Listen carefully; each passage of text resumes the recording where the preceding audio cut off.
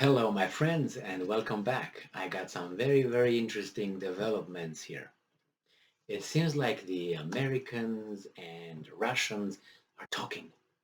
Their military leaders, at least, for the first time in some time. So let's see what's going on here. I wonder, at least the first time we are allowed to know. You know what I mean? I know you know. So we have an article from Air Force Times by Kyle Remfer, May 13, 2022, Friday, today. Pentagon chief talks to Russian counterpart for first time since Ukraine war began. So we have here Secretary of Defense Lloyd Austin, the guy with the mask and shields and all that COVID, he was so scared. Spoke with Russian Minister of Defense Sergei Shoigu on Friday after months of radio silence between the two countries' military leaders, which the Pentagon has sought to end. Opa, so that means which the Pentagon sought to end. So they wanted to talk, the Americans. During the call, they sought to end because I know the Americans tried a few times and Shoigu said, niet, niet.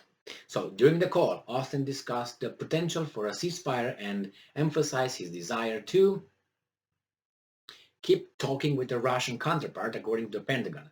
It was the first time Austin and Shoigu had spoken since Russia, blah, blah, blah, on February 24. Austin requested the call, so he initiated. Who initiated usually is the weaker side in a negotiation. Not always, because you have a good plan and you say, oh, let's talk with this guy, I'm going to rip him off right now. But usually when the person who calls is in diplomatic terms, the subordinate, or starts with a deficit, a disability, some you know what I mean, right? So during the call, Austin requested a call, which lasted about an hour. A senior defense official told reporters on Friday, which is today, and I'm quoting: "Both leaders had a chance to talk."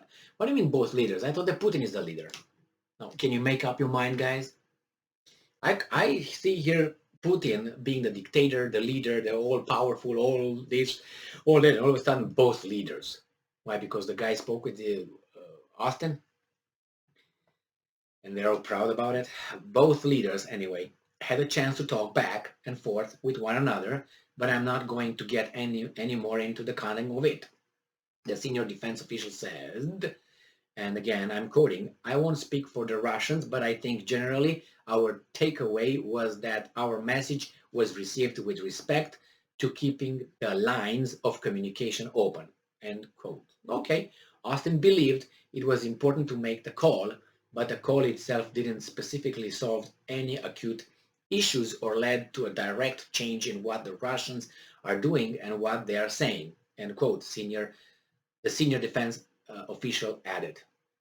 The hour-long discussion between Austin and Shoigu came after months passed in which Russian leader avoided phone calls. I told you, "Niet, vodka here, right here."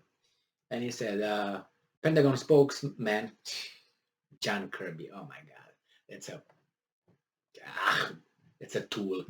Said in late March that Shoigu and Russian chief of the general staff Valery Gerasimov had, and I'm quoting, so far declined to engage, end quote, with their U.S. counterparts, despite attempts made by Austin and chairman of the Joint Chief General Mark Milley. I mean, who?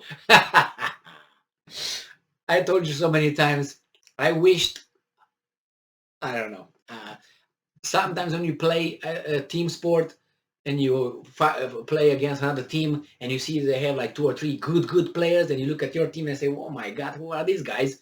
You wish those guys would be in your team and these guys would be in their team. So that's how I feel when I see here, when I see Kirby, when I see Mark Milley, when I see the other weasel, Blinken, and there's the other guy, I can't memorize his name, the guy that Saudi Arabia's Prince Mohammed bin Salman yelled at, what was his name? That professor somewhere. It was a professor something. Then he kissed some behinds in Clinton and Obama, and then now he's back in town. However, U.S. National Security Advisor Jake Sullivan did speak with Secretary of Russian Security Council General Nikolai Petrushev in mid-March. So this guy, why do they bother to talk with this guy since Putin is the only guy? Details of that call were not provided other than a brief statement not noting that U.S. commitment to continue imposing costs on Russia and on ourselves too, more than on Russia, and reinforcing NATO's eastern borders. Yeah, that's what it is. Imposing, hurting Russia. Yeah, okay, you hurt Russia, but how much you hurt me? That's why you guys, why don't you move to another team and let's get from other teams some other players and get them here. Like I always mention, because I don't want to really mention the really ones that I really want to have them in my team. I don't want to mention them. Not on YouTube. I can't do that. I would be like, oh my God, arrest me. But I can mention the Foreign Ministry of India, Jankar Star or something like that. That's one that I will employ just like this. And maybe Bolsonaro, I would employ Bolsonaro too, of Brazil, the president. That's another one. And Erdogan. Oh my God, yes, Erdogan, I will. All these are political correct still to say, I would like them in my team, but I can go to others and I can go to some that are already dead, if you know what I mean. Oh man. Yeah.